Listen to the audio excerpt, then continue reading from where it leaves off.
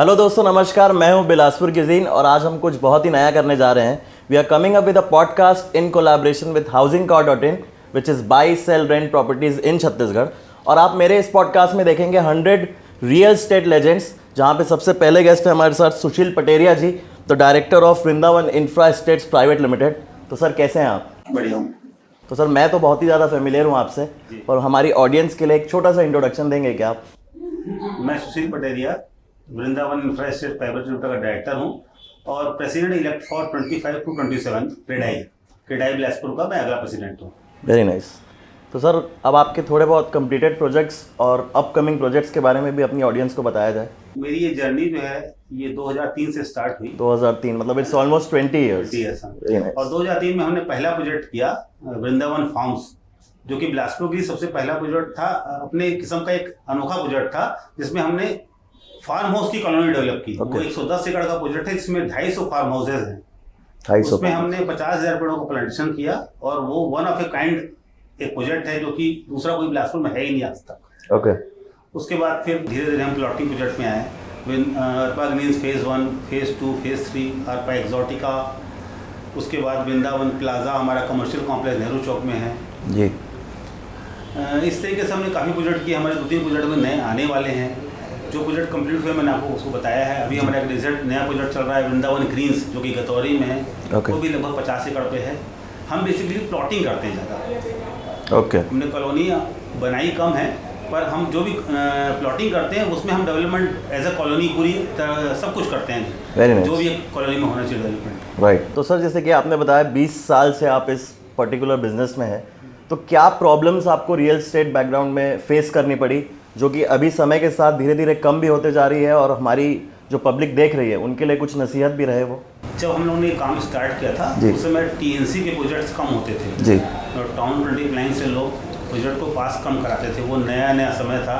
जब हम अपने प्रोजेक्ट को लेके गए टीएनसी के पास, तो उन्होंने कहा कि ऐसा कोई प्रोजेक्ट होता ही नहीं कि आप फार्म हाउस की कोई कॉलोनी बना रहे हो। आप धीरे धीरे जब लोग नए लोग जोड़ते चले गए, तो धीरे चीज़ें थोड़ा स्ट्रीमलाइन होती चली गई। अभी जो सरकार ने एक नया सिंगल विंडो सिस्टम चालू किया है, जिसके तहत बहुत सारी चीज़ें आसान हो गई हैं, जिसमें हमको एक विंडो में जाके मेरे सारे प्रोजेक्ट को डालने होते हैं और उससे जो भी क्वेरी आती है उसको दूर करना होता है। चीज़ें पहले से ज़्यादा आसान हुई हैं, पर हाँ, जो समस्याएं हैं वो अभी बरकरार हैं। सर, रेरा और उसकी रेगुलरिटीज़ के बारे में कुछ बताया जाए, जो पब्लिक आजकल प्रॉब्लम्स फेस कर रही है। रेरा बना ही इसलिए है कि जो पब्लिक की जो प्रॉब्लम्स हैं वो पब्लिक का प्रॉब्लम्स को सॉर्ट आउट करे। ओके। रेरा क्या है? रेगुलेटरी अथॉरिटी है। एग्जैक्टली। वो बिल्डर के ऊपर कंट्रोल रखती है एक प्रकार से, और बिल्डर और बायर्स के बीच में, बिल्डर और कस्टमर्स के बीच का एक पुल है वो, है ना, जो कि वो ज़्यादातर उनका उद्देश्य ये है कि वो ग्राहकों के हितों का ध्यान रखे। उसके साथ साथ ही वो चाहते हैं कि बिल्डर का हित भी ध्यान रहे जी।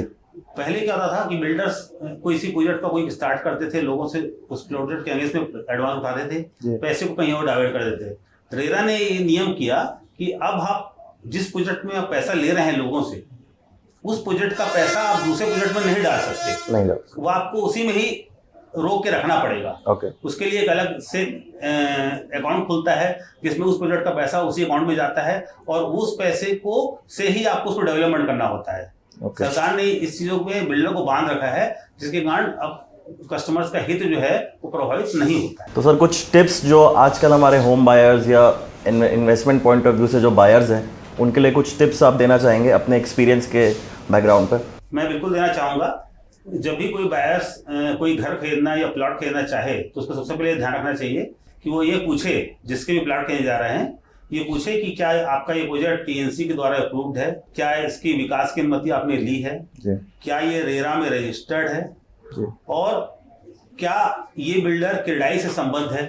क्योंकि क्रेडाई का नाम मैं इसलिए ले रहा हूँ कि क्रेडाई भी उतनी विश्वसनीय संस्था है। जैसे आप रेरा पे विश्वास करते हैं, वैसे क्रेडाई में विश्वास कर सकते हैं। ओके। क्योंकि क्रेडाई में जो भी बिल्डर्स आते हैं, वो क्रेडाई में उन्हीं बिल्डर्स को ले जाता है जो लोग नियम अनुसार कार्य करते हैं। तो सबसे पहले बिल्डर को ये ध्यान रखना चाहिए कि वो ये पूछे किसी भी बिल्डर से कि जो प्रोजेक्ट में मैं लेने जा रहा हूँ वो प्रोजेक्ट टाउन प्लानिंग लाइन से अप्रूव्ड है या नहीं है, रेरा रजिस्टर्ड है या नहीं, और दूसरा आप क्रेडाई से एफिलिएटेड है कि नहीं। ये अगर कोई बिल्डर ध्यान रखे तो उसको कोई कस्टमर ध्यान रखे तो उसको निश्चित रूप से चीजें सही मिलेंगी। ओके। जैसे आप अभी फ्यूचर क्रेडाई प्रेसिडेंट बनने वाले हैं, and we are very glad to hear that.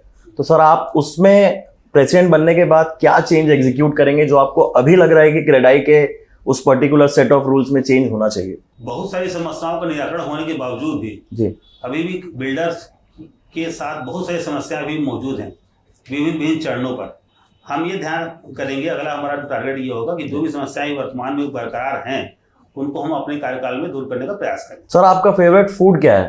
मतलब कहीं ना कहीं मुझे तो ये टॉपिक लाना ही था क्योंकि मेरे दिमाग में ऑल द टाइम वो चलता ही रहता है। मेरा फेवरेट फूड सैलेड्स है। सैलेड्स? मैं सैलेड बहुत खाता हूँ। अच्छा जी। और दुनिया के सारे सैलेड ट्राई करता हूँ। अरे वाह। मैं बाहर जाता हूँ तो मैं सिर्फ सैलेड ही सैलेड खाता हूँ अनेकों प्रकार के, जो कि बिलासपुर में कम उपलब्ध हो पाते हैं। कुछ एक रेस्टोरेंट में मिलते हैं अच्छे सैलेड। जी जी, वो मेरा प्रिय फूड है। So this is how we are summing up and thank you so much sir for giving your precious time.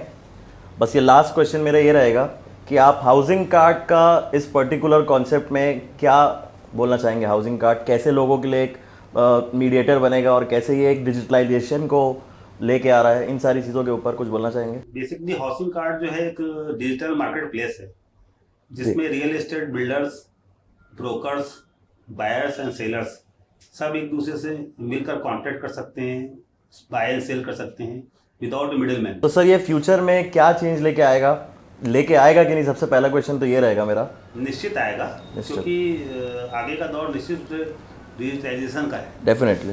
जैसे सभी चीज़ें हम देख रहे हैं आज ज़्यादातर ऑनलाइन खरीदी होती है। राइट। सभी चीज़ों की घर में हमारे बच्चे या जो भी लोग हैं सब डिजिटल राइट ही खरीदी कर रहे हैं। बिल्कुल। तो बट ऑब्वियस है कि प्रॉपर्टी में भी ये चीज़ें होंगी, डेफिनेटली, है ना। अभी तो हम लोग कन्वेंशनल तरीके से बाय एंड सेल करते हैं कि ब्रोकर जाता है, किसी से डायरेक्ट मिलता है, सबके पास इतना समय नहीं है। तो निश्चित रूप से ये बात मानिए कि जो ये डिजिटल प्लेटफॉर्म है या डिजिटल मार्केट है, ये निश्चित रूप से आने वाले भविष्य के लिए बहुत फायदेमंद चीज़ है। डिजिटलाइजेशन का ज़माना है और घर बेचना और घर लेना अब जैसे हम जोमेटो से फूड ऑर्डर करते हैं उतना ही आसान हो गया है। तो डाउनलोड करो housing card dot in and buy, sell, rent your properties in Chhattisgarh. Thank you so much sir for joining us. This is a small token of gratitude. आपने अपना कीमती समय दिया.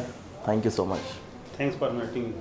तो हाउसिंग कार्ड डाउनलोड करो, by sell rent करो अपनी properties Chhattisgarh में।